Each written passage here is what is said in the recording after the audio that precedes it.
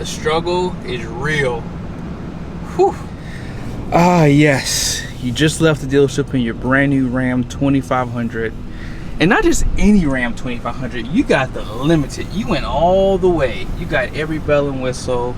Man, this is a nice interior, isn't it? Can't beat this. Oh, and you got a mega cab too, so your kids, they're gonna have all the space they could ever want, and you got storage behind the seat. And now you're thinking about buying a big trailer. Now this Limited, you saw online what the towing capacity was, right? What was the towing capacity? Did you even look? Let's go take a look real quick. I'm sure the salesperson online showed you if you get a Cummins in a 3/4 ton, you can tow 20,000 pounds. But here's the reality. If you're looking at a Limited mega cab, you're gonna have a towing capacity of 11,640 pounds. Now you could have sworn that the salesperson told you could have towed a 20,000 pound trailer with this 3/4 ton, right? But you just look at the numbers just now. It just says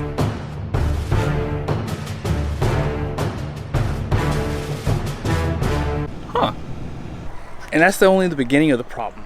So if you buy this truck here, you have to understand something. A lot of people will not tell you this. I have this identical truck in a 3500. This is not the truck you're gonna buy for towing. I'm gonna just say it to you like this. This beautiful truck is just for show. This is not a truck you're gonna take to the RV dealer to tow a big fifth wheel with. And I'm gonna go over 3 mistakes that people make when they buy their first heavy duty truck. Let's get into it.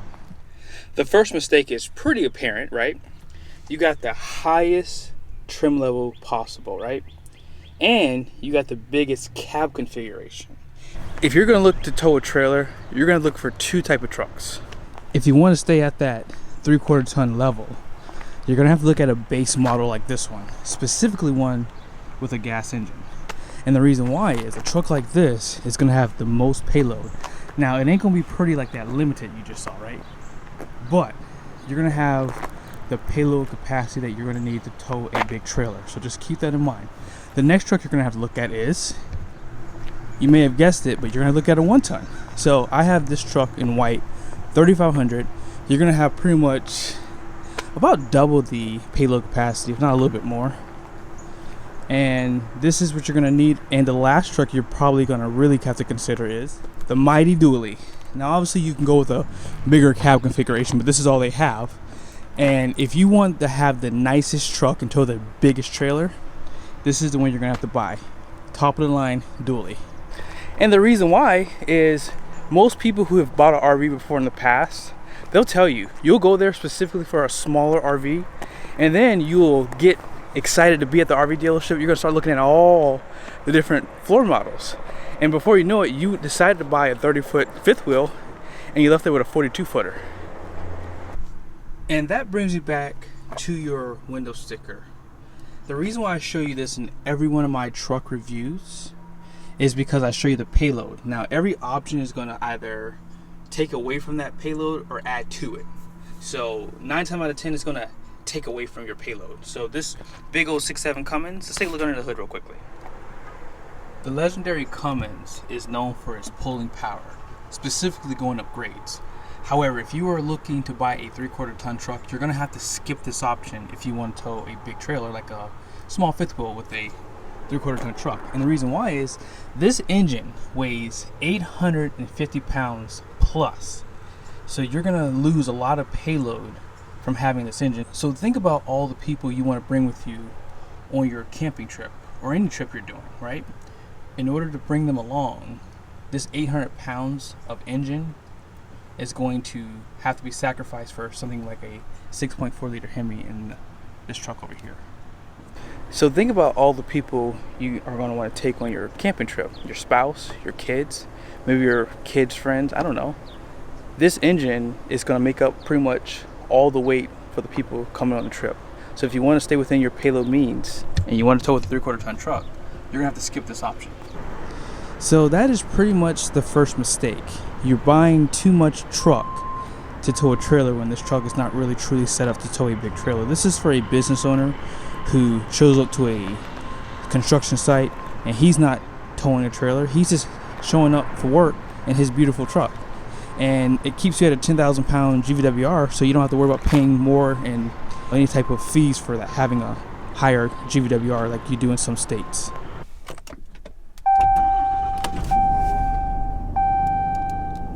Whew, it is still really hot. It's 102 degrees outside, guys. I mean, man, be sure to subscribe to the channel. It's tough out here. But the next point I want to make, and this is probably the point that I think all of us made. I made this mistake too. I made the first mistake, and I definitely made the second mistake. And the second mistake is, depending on your salesperson at the RV dealer or the automotive dealer to do your research for you, basically. So you have to understand something. Most dealers have high turnover, right? So what does that mean to you? That pretty much means when you go to an RV dealer or automotive dealer, your salesperson is going to have limited knowledge of these trucks and these RVs. Now, in that case, check this out. They're only going to give you the knowledge that you can find online. And that's okay, right? That is okay. But the knowledge that they can give you online is the same knowledge that you can get. What you have to learn to do is you have to learn to come to the dealership, crack the door open on these trucks, and see how much payload capacity you have. But if you are looking to tow a 18,000 pound toy hauler, you would think that because you saw 20,000 pound towing capacity online, that's all you need to look for and you're good to go. So make sure you do your own research. Don't depend on the dealership. And when you go online, look at what the RV manufacturers show you, which I'm going to show you right now. We're going to use a Keystone Montana for this example. So if you scroll down, it's going to be a 3741 FK. FK is going to stand for front kitchen. And here's the layout of the floor plan. So as you see, it has a front kitchen. And scroll down a little bit more, you'll see specifications, and then you will see that you have 3 different weights for this trailer.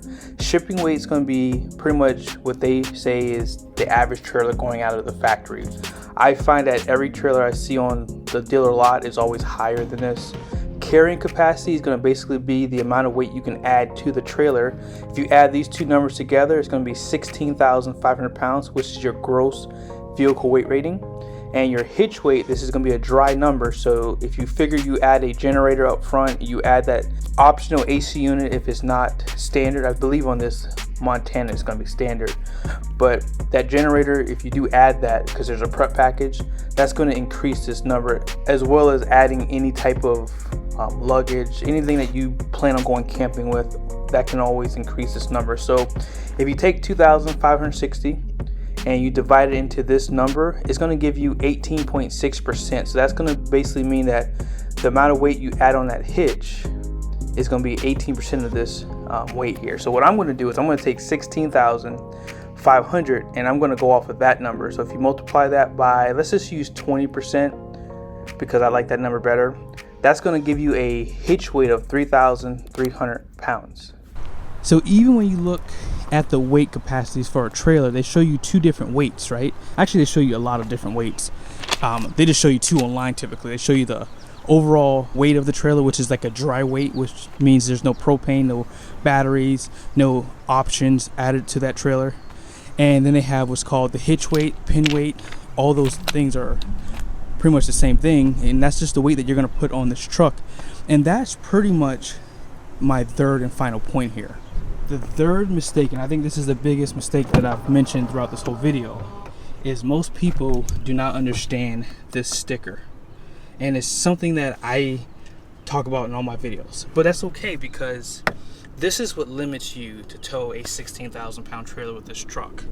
And if you take a look at every truck on the lot, like you can ask a dealer, hey, do you mind if I open the door for 3 trucks? So for example, if I were to open the door for that red dually and then that gray 3500 single rear wheel, you can have a good understanding of how much payload capacity those trucks have.